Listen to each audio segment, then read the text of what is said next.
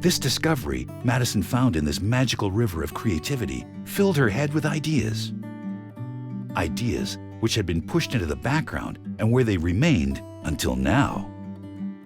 Before she could think more about it, 4 figures crossed the road and walked towards her. She recognized them as they appeared from the middle of a crowd. In this crowd was Ling. They were slightly older versions of her neighbors and walked up to her smiling and joking amongst themselves. Madison finally got the chance to talk to them about things she'd always wanted to ask. These musicians Madison thought she had met before were actually living in her imagination. They were there wherever she needed them. These agents of change and the others with whom they surrounded themselves. There's a thin line, she learned, between reality and imagination, and now, here were these musicians in front of her. She listened to and learned from everything they had to say. Their main piece of advice was to keep things simple, how overthinking leads nowhere except to the waiting arms of confusion, how trying to be too clever only trips you up, and how to always, always, always listen to what your heart is saying. Always, always, always. They looked behind and nodded to someone standing behind them. Like Bob over here, who wrote all those years ago, they explained. Don't follow leaders and watch your parking meters.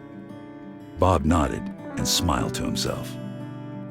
Madison now knew what their music was saying and what she was saying through her songs, and the importance of people coming together and forming strong bonds of friendship. This is how teamwork starts.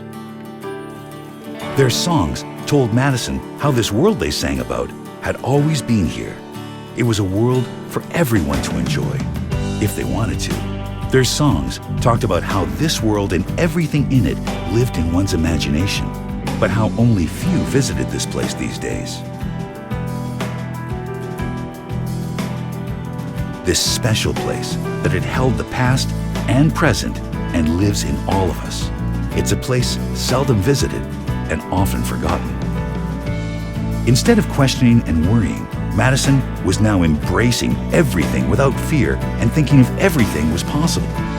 When she looked around, her neighbors had crossed the road and were starting to fade away. We have work to do, and so do you, they said as they waved goodbye to her. We need to go back to where we belong. You belong here. We're here anytime you need us.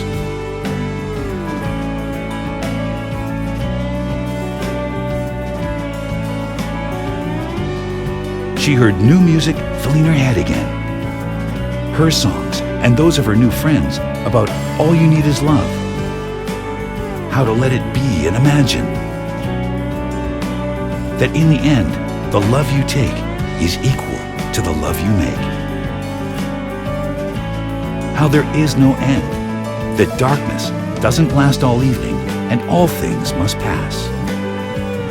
It all made perfect sense in an obladi oblada gugu kajukwe. Maybe this is how life was meant to be. Undefinable, and where one can be anyone and be anywhere we want to be if we keep listening to what's within. Self-confidence, self-reliance, trust, honesty, and all the answers to move forward. Madison finally knew what everything had been leading to and what she had to do next. Do you?